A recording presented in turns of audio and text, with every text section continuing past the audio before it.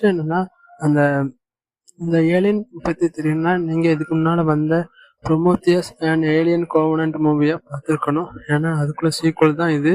ஏன்னா ஃபர்ஸ்ட் ஸ்டார்டிங்ல அவங்க ஒரு இடத்துல அவங்க அப்பா அம்மா இறந்து இவங்க ஒரு இடத்துல மாட்டிக்கிடுவாங்க.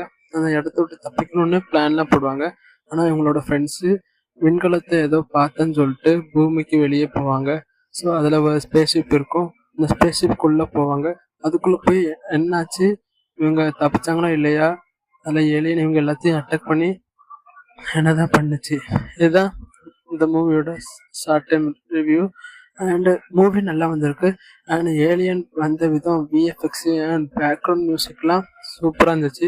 இந்த மூவியை புதுசாக பார்க்குறவங்களுக்கு ஓரளவுக்கு தான் புரியும்.